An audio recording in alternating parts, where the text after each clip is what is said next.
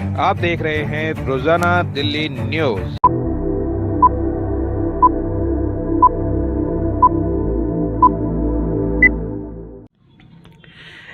नई दिल्ली, मैं दीपक खुलवे, रोजाना दिल्ली न्यूज से।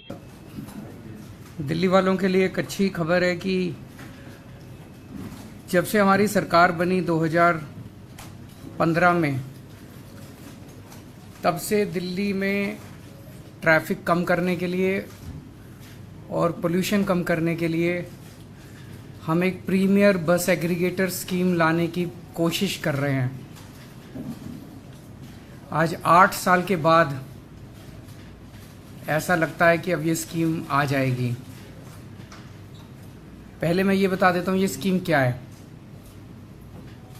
आप सब लोग जानते हैं कि दिल्ली में जब मेट्रो आई थी तो बहुत सारे ऐसे लोग थे, middle class, upper middle class, जिन लोगों ने अपनी अपने स्कूटर, अपनी अपनी गाड़ियां छोड़ के और मेट्रो से सफ़र करना चालू किया। धीरे धीरे मेट्रो में इतनी ज़्यादा भीड़ होने लगी कि कुछ लोग फिर वापस अपनी गाड़ी और अपने स्कूटर पे आ गए।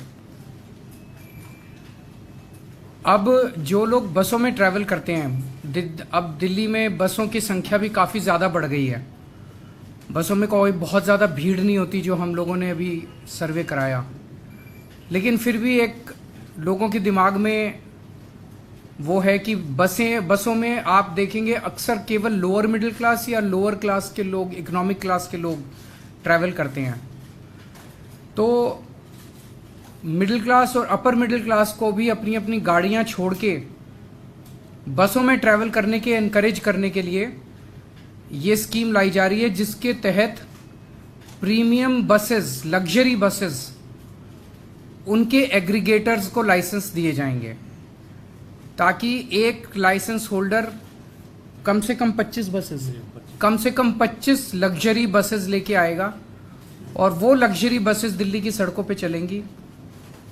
ये लग्जरी बसेस सभी एयर कंडीशनड होंगी,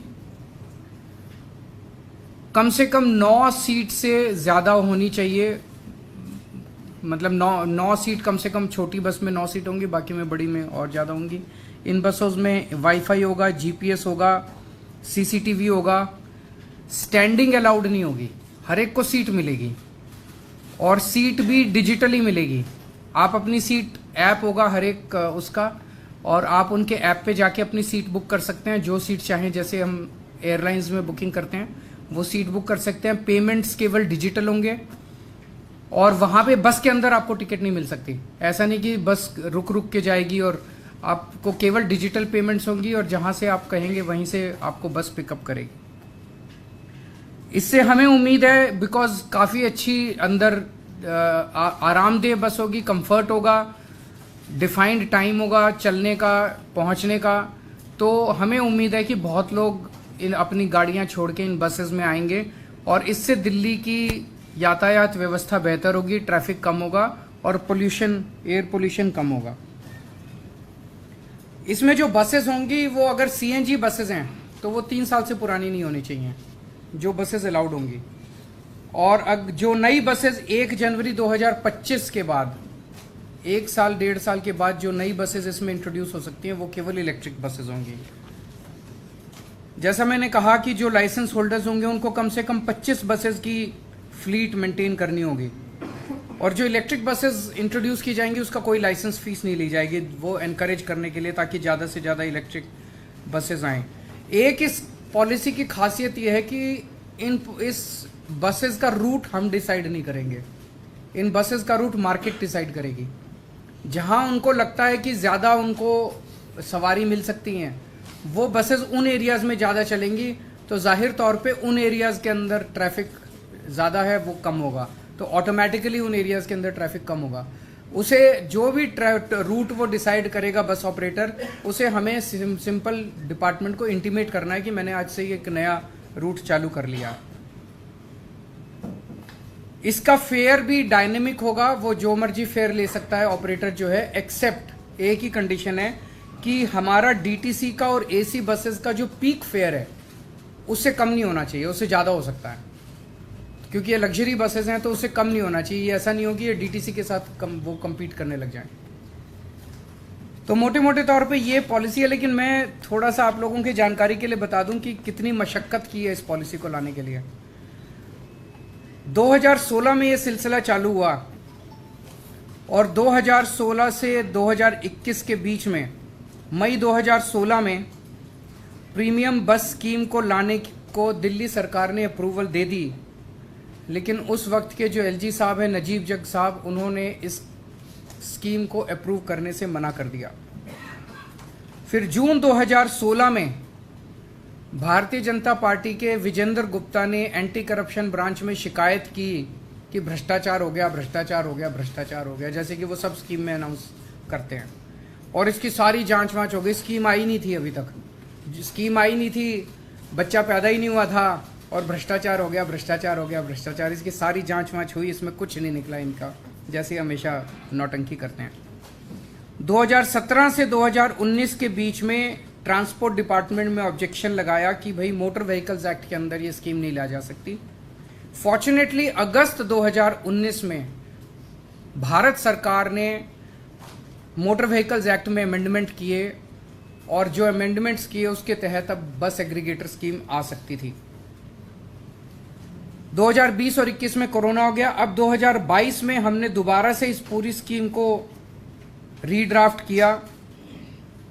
18 अगस्त 2022 को पब्लिक कमेंट्स के लिए इसको डाला गया। 8 सितंबर तक कमेंट्स आए। उन कमेंट्स को और इसको लीगली वेट करके 8 मई को इसे दिल्ली सरकार की मुख्यमंत्री की अप्रूवल मिली और 25 मई को एलजी साहब की इसको अप्रूवल मिली। तो एलजी साहब से जब ड्राफ्ट स्कीम अप्रूव होके आई तो इसको दोबारा पब्लिक के कमेंट्स के लिए डाला गया 29 मई को। और जो अब कमेंट्स आए हैं उन सारे कमेंट्स के साथ, और 27 जुलाई को ट्रांसपोर्ट डिपार्टमेंट ने एक स्टेक होल्डर कंसल्टेशन भी किया। उससे जितने कमेंट्स आए, तो जो कमेंट्स आए हैं उसमें जो एलजी साहब ने अब अप्रूव की थी स्कीम, वो बहुत ही माइनर 2-4 छोटे मोटे चेंजेस हैं। ये आज मैं अप्रूव कर रहा हूँ इस स्कीम को और आज इसको एलजी साहब के पास भेजा जा रहा है। तो जैसा कि एलजी साहब इसको ऑलरेडी 25 मई को अप्रूव कर चुके हैं, तो उसमें बहुत माइनर चेंजेस हैं। मुझे उम्मीद है कि एलजी साहब इसको अब जल्दी अप्रूव कर देंगे और अब दिल्ली पूरे देश का पहला शहर होगा जहां पे इस किस्म की बस एग्रीगेटेड प्रीमियम बस एग्रीगेटर स्कीम आ रही है। और मेरा अपना मानना है इससे दिल्ली के लोगों को बहुत बहुत सुविधा मिलेगी, ट्रैफिक भी कम होगा, अच्छा ट्रांसपोर्ट भी मिलेगा, वर्ल्ड लेवल का ट्रांसपोर्ट मिलेगा और पोल्यूशन भी कम होगा। आज एक और आप लोगों को जानकारी के लिए बता दें, दिल्ली अकेला शहर था पूरे देश में, अकेला राज्य था जब कोविड के समय में हमने देखा कितनी तकलीफ हुई थी, लेकिन उस वक्त भी कई कोरोना वॉरियर्स थे जिन्होंने अपनी जान दांव पे लगा के दिल्ली के लोगों की सेवा की थी। जो कोरोना वॉरियर्स शहीद हो गए, ऐसे लोगों को दिल्ली अकेला राज्य है जिसने 1-1 करोड़ रुपए की उनकी शहादत का सम्मान करते हुए उनके परिवार को, मैं, मेरे मंत्रीगण, उनके घर जा जा के हम उनको 1-1 करोड़ रुपए का चेक दे के आए थे। ऐसे बहुत सारे डॉक्टर्स हैं, हेल्थ वर्कर्स हैं, पुलिस वाले हैं, सफाई कर्मचारी हैं, टीचर्स हैं, पैरामेडिक्स हैं, वॉलंटियर्स हैं। अभी पिछली जो मीटिंग हुई, इसका एक ग्रुप ऑफ मिनिस्टर्स है जो अप्रूव करता है, उसमें 2 नाम और अप्रूव किए गए हैं। एक श्री सतपाल हैं जो नर्सिंग ऑर्डरली थे, वो डिस्ट्रिक्ट मेडिकल स्टोर साकेत में जो हाई रिस्क जोन था वहाँ से 40 डिस्पेंसरीज के लिए दवाइयाँ भेजा करते थे, जहाँ से हज़ारों हेल्थ वर्कर्स और पेशेंट्स के लिए दवाइयाँ जाती थी। उनको अपना काम करते वक्त कोरोना हो गया और 28 नवंबर 2020 को उनकी शहादत हो गई। इसी तरह से एक कांस्टेबल अमित कुमार हैं दिल्ली पुलिस के, भरतनगर पुलिस स्टेशन में लॉकडाउन के तहत जो कंटेनमेंट जोन्स हैं, तो दीप चंद बंधु अस्पताल के आसपास बहुत हाई रिस्क एरिया का जो कंटेनमेंट जोन था, वहाँ इनकी ड्यूटी लगी थी। वहाँ कई पेशेंट्स आते थे, उनको भी वहाँ पे कोरोना हो गया और 5 मई को 2020 को इनकी शहादत हो गई। इन दोनों को 1-1 करोड़ रुपए की राशि अभी अप्रूव की है। तो ओवरऑल अभी तक हम 92 कोरोना वॉरियर्स को 1-1 करोड़ रुपए की राशि दे चुके हैं, अप्रूव कर चुके हैं। 92 करोड़ रुपए हम इन 92 कोरोना वॉरियर्स को दे चुके हैं। मैं उम्मीद करता हूँ इनकी आत्मा को शांत, भगवान से प्रार्थना करता हूँ शांति मिले और हम पूरी तरह से इनके परिवार की जो भी ज़रूरत पड़ेगी मदद करेंगे। सो इन दोनों मुद्दों पे अगर आपके कोई प्रश्न है तो। सर पहला सवाल है, लास्ट टाइम जब आपने जैसे मेंशन किया कि जब ये पॉलिसी लेके आए थे बीजेपी ने बहुत हंगामा किया, एसीबी तक पहुंचा, तो क्या कोई सर्टेन ट्वीट्स आपने किए हैं कि इस बार फिर से पॉलिसी उस जो इन्वेस्टिगेटिव अब एक्चुअली केंद्र सरकार ने अपने मोटर व्हीकल्स एक्ट में कुछ चेंजेस किए हैं। वो चेंजेस करने के बाद उन्होंने कुछ एक खाका तैयार किया है कि ऐसे बनाई जा सकती है। तो केंद्र सरकार के जो चेंजेस हैं मोटर व्हीकल्स एक्ट में, उसको ध्यान में रखते हुए हमने पॉलिसी बनाई है। पहले जो हमारी पॉलिसी थी वो हमने अपनी सोच के हिसाब से बनाई थी। मुझे लगता है वो पॉलिसी केंद्र सरकार ने भी देखी थी, उन्होंने इंटरनली तारीफ भी की थी, तो उसको देखते हुए हो सकता है उन्होंने बाद में सब्सिक्वेंटली मोटर व्हीकल्स एक्ट में अमेंडमेंट किए हों। सर इंडिया अलायंस को लेकर अखिलेश यादव का एक बड़ा आज उस पर नहीं चर्चा। ये अब मैं समझता हूँ जैसे ही एलजी साहब क्लियर कर देंगे, नोटिफिकेशन जारी हो जाएगा, उसके बाद लोग लाइसेंस के लिए उसके 90 डेज के अंदर करना है, उसके 90 डेज के अंदर ये लागू हो जाएगी।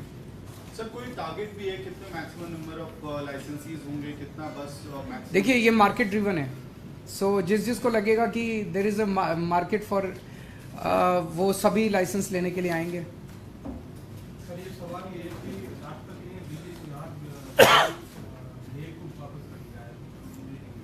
दिल्ली सुधार बिजली सुधार विधेयक 2022 में दिल्ली सरकार ने पास करके भेजा था विधानसभा से, वो राष्ट्रपति ने वापस कर दिया है। कौन सा? मुझे आइडिया नहीं, मैं चेक करके बता देता हूँ। Thank you.